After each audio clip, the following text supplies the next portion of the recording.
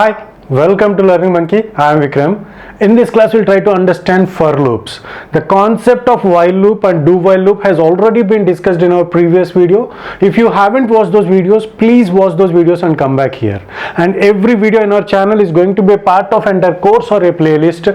Our suggestion is to follow the entire course so that you can have better understanding of the concepts. And the link for the playlist is provided in the description below. Now, what is a for loop? For loop are the best choices for count up or count down a variable. So whenever we want to increment or decrement a variable for every iteration, so then the use of for loop is very high. So the for loops are used in those situations. So we'll try to understand that by an example. Before that, we will try to understand the syntax for loop. How the for loop, the syntax, the variables and the expressions that can be used within the for loop, that we will try to understand. So this is the syntax for loop. For is the keyword. After that, open and closed parenthesis. So within those open and closed parentheses, we have to provide three expressions. So what are those three expressions? The first one is initialization. The variable will get initialized in the first expression, and every expression is separated by a semicolon. So if you don't give the semicolon, that is going to be a syntax error. So every expression has to be separated by a semicolon, and the first expression is the initialization expression. The second one is control expression. Control expression means this is the expression which controls the execution, the iteration of the loop, whether the loop has to iterate another time or not, one more time or not. That is decided by this control expression. This control expression is same as that of the expression, the control expression that is used in while and do while. The next one is incrementing or decrementing expression. So here the variable will get incremented or decremented. So here the incrementing and decrementing part is done. So these are the three expressions. So this one is initialization, control expression and incrementing. And the for loop, if more than one statement is there in the loop body, then we have to embed them in the curly braces, as we have done in the while and do while loop. So this is what we call it as the body of the loop, and whenever this control expression happens to be true, then we are going to come into this body and we are going to execute each and every statement within the body of the loop. Whatever that is there in the body of loop will get executed one more time if and only if this expression happens to be true. Whenever this expression happens to be false, then we are going to come out of this loop and the statements that are there after the for loop will get executed. Let's try to understand the same problem that we have used in our while loop. So the same problem, this is the same program that we have used in our while loop example. So that example is, this program is going to print the variables from 1 to n. So that n value, so in order to print the integers from 1 to n, this program will help us printing by using the for loop. So that when n value is provided by the end user, he is going to provide how many numbers he wants to print from 1 to 10 or 1 to 100 or 1 to 50. That is decided by this n value. So here we have taken two variables, one is I and the one is n. This is the user interface part. Enter the number of integers to be printed. So here the user is going to print the number of integers to be printed. So that is scanned by this scanf and it will get stored in the variable n.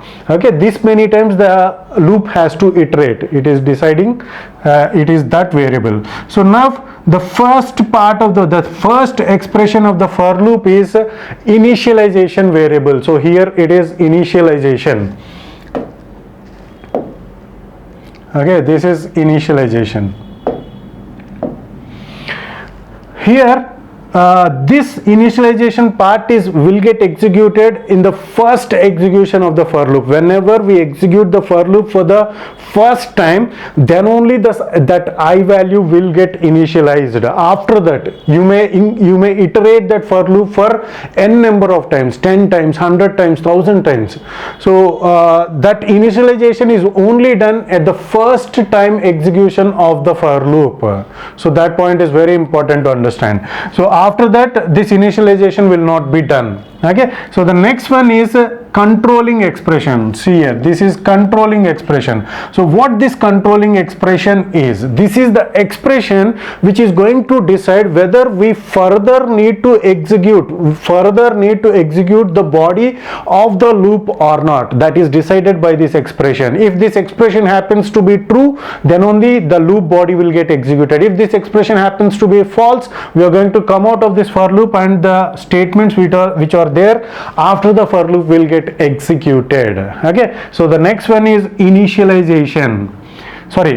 Increment or decrement. So what this increment or decrement? The variables in the expression will get incremented or decremented for further decision. See here, so what does that mean is, here I is equal to 1, initially the value of I has been initialized, and after that we are going to check for the this relational expression. So 1, and for example assume that the value of n is given as 10, so he wants to print the integers from 1 to 10. So here the value of I is equal to 1 is less than or equal to 10. Is it true? Yes, it is true. So this value is going to be 10. Yes, it is true, because 1 is less than or equal to 10. So now the printf will get printed. So what it will get printed? It prints the value of I. The value of I is 1, so 1 will get printed. And after that, so when this incrementing and decrementing is done, after executing all the statements in the loop body, here we are having only one statement. If we have 10 statements, after executing all the statements in the loops body, then this one will get executed. This incrementing and decrementing is done at the end of all the statements, executing all the statements in the loops body. At the end, this one will be done. Okay, so now the value of I has been incremented. What is the value of I? Initially it is initialized to 1. Now the value of I will get incremented. Why it needs to be incremented? It is necessary because we are going to compare it. The I's value is compared with n. So this is what we are going to make the decision. This is where the decision is made, whether to increment further or not. So that for that to happen, we have to increment the value of I. That is the reason why it is good for counting up and counting down. So this for loop is good for, best choice for counting up and counting down. So now the value of I will get incremented. I is equal to 2. Now is 2 less than or equal to 10? Is it true? Yes, it is true. So again we have to iterate, and the value of I will get printed with a tab space. This is a escape sequence tab. Okay, again the choice, again we have to compare. The I will get incremented 3. So again, so in this way the iterations will be done. So once 10 has been printed, so assume that all the 10 values has been printed less than or equal to, whenever the value of I is equal to 10, the comparison is done between 10 less than or equal to 10. Is it true? Yes, it is true. Yes, it is true. Now again printed. Okay, next iteration I value will become 11. So one more time the increment is done, and one more time the comparison is done. So here 11 comparisons is done. Think of that point. That point is very important to understand.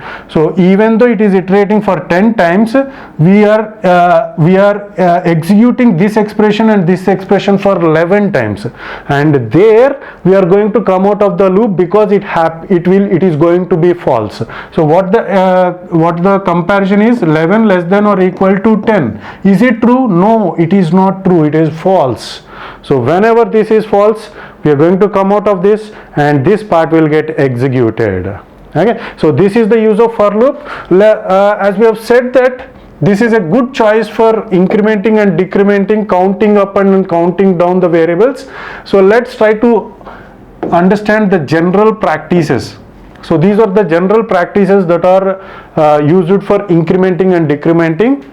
Here, counting up from 0 to n minus 1, whenever we want to, these are very frequently used general practices. So that is the reason why we are using this to make you understand these for loops. So here 0 to, whenever we want to count from 0 to n minus 1, 0 to n minus 1 means, for example, if we want to count from 0 to 9, how many times this will get counted? 0 to 9 means we have to count for 10 times. Whenever this is the case, whenever we want to start from 0, the initialization should be done from I is equal to 0. It is I less than n. Here the value of how many times we have to iterate this loop. We have to iterate this loop for 10 times. But if you give this as a less than or equal to, if you give this as less than or equal to, how many times this will get, it happens to, it will be true, it will happens for, it will happens to be, this expression will be true for 11 times. Okay, but we want to count from 0 to 9, n minus 1 only. We want to count 10 numbers, but that should be from 0 to n minus 1, means 0 to 9. For that to happen, we have given it as I less than 10. So at 9, the value of I is equal to 9, it will be true, but for value of I is equal to 10, it will be false. Okay, so this is the logic that you have to understand. Okay, so this is initialization I plus plus. Similarly, counting up from 1 to n, it's very simple. I is equal to 1, I less than or equal to n, I less than or equal to 1 or equal to n. For example, if you want to count for 1 to 10, so here we have to count the 10 also.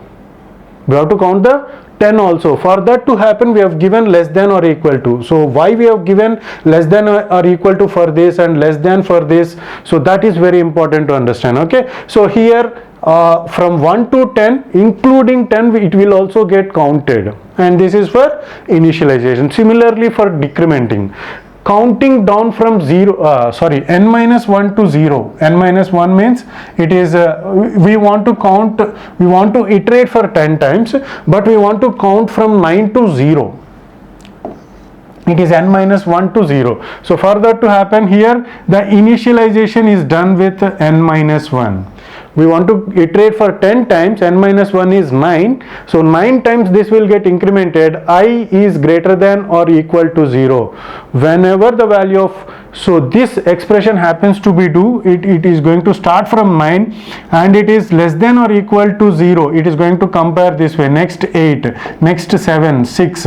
Similarly, it will compare for 0. So whenever 0, the next decrement is going to be minus 1. Is minus 1 greater than or equal to 0? No, there it is going to fail. So that is the logic. Okay, so now every time we are going to decrement the value of y. We said that it is for incrementing or decrementing. So here we are decrementing. Similarly for n to 1. Okay, so here we are going to start from n, 10, and this is I less than. Okay, this is for n to 1. So for that to happen, we are going to count up to 1. So this is up to 1, I less than 0. So whenever I is equal to 1, it happens to be true because 1 is less than 0. 1 is greater than 0. Whenever it happens to be 0, 0 is greater than 0. So is it true? 0 greater than 0. Is it true? No, it is not true. 0 is equal to 0. So here it will fail. So it is going to count from 10 to 1. Decrement the count from 10 to 1. So this is all about a for loop. Hope you got the clarity on this concept. Thanks for watching. If you haven't subscribed to our channel, please subscribe to our channel and press bell icon for the latest updates. And if you have any doubts regarding this concept, please post your doubt in the comment section below. And if you feel that this video is helpful to you, please give us a like symbol and please share this video with your friends. Thanks for watching.